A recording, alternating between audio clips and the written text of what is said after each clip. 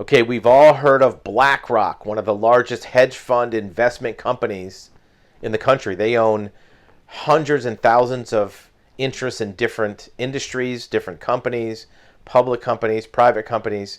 And their CEO was recently interviewed asking about inflation. That's the subject on everybody's mind. And what he had to say is very insightful, and it kind of matches what we've been talking about here is elevated inflation, right? This is not a transitory thing. This is not a temporary thing. And he's talking about maybe for years we'll have inflation. Now, years of inflation doesn't just mean the price stays high. It means the price increase continues, because inflation itself could go to 0%. If inflation goes to 0%, that means the high prices we have now stay the same. It doesn't mean the prices go down.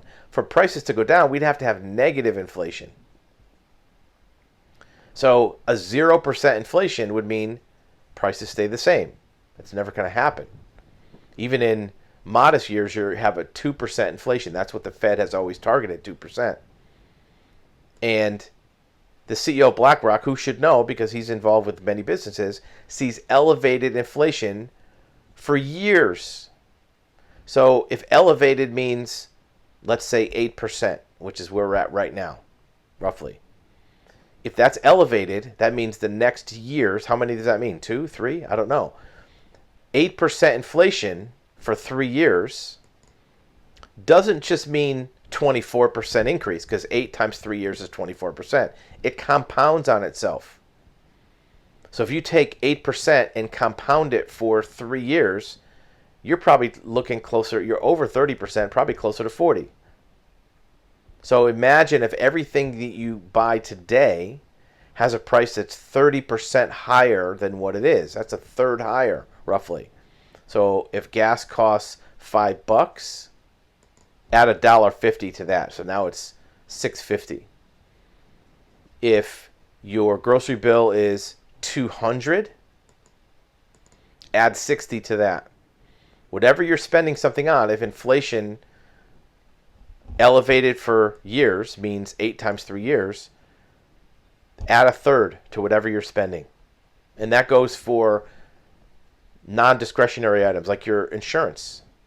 Even though you might think, well, how does inflation affect insurance? Well, your insurance company is going to look at what they have to pay out for claims. That's gone up 30%, so they'll have to add on to claims too.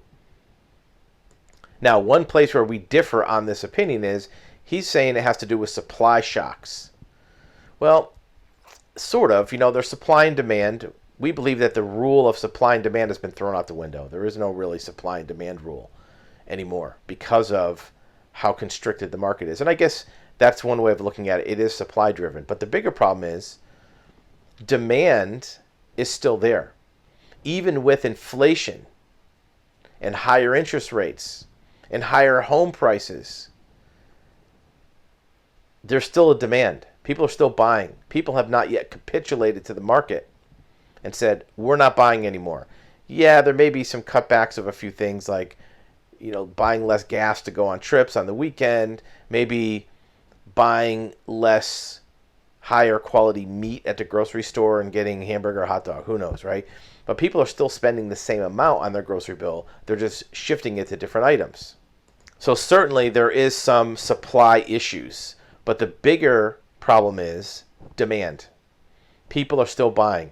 A lot of it has to do with money that came out in stimulus money and still working its way through the system. The government put out $2 trillion into the economy in 2020, and they did that when the economy was closed. Stores weren't open.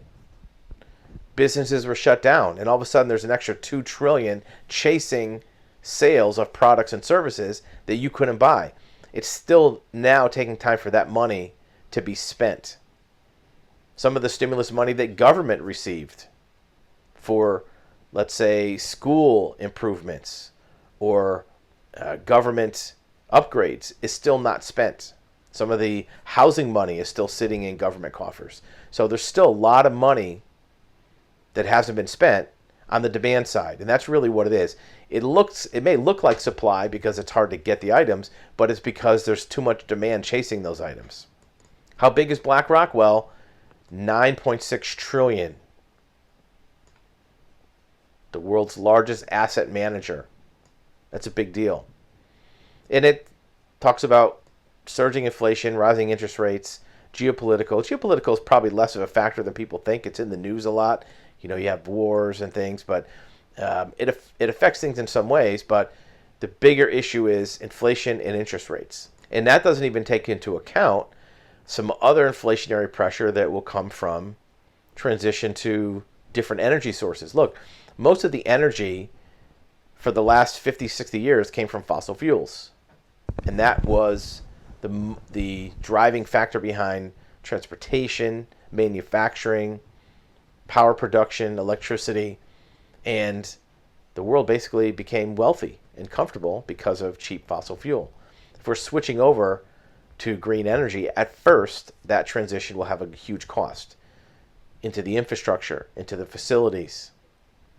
If you're not going to have, coal power plants or natural gas power plants, you're going to have to switch all those over. Even electric vehicles.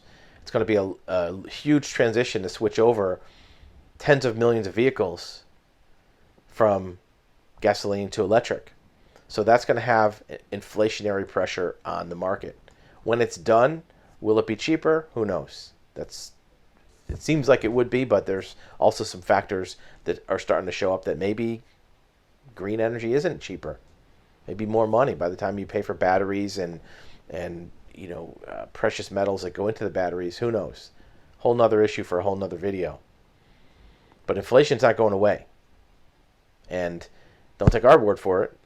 Do the math, but also see what the experts are saying. CEO of BlackRock, 9-point-something trillion in assets. Inflation's not going away. And no one's expecting that it will. So you can plan for what you're going to do as a consumer or business owner in the face of inflation. Put your comments below. Let us know what you think. We'll see you on the next video.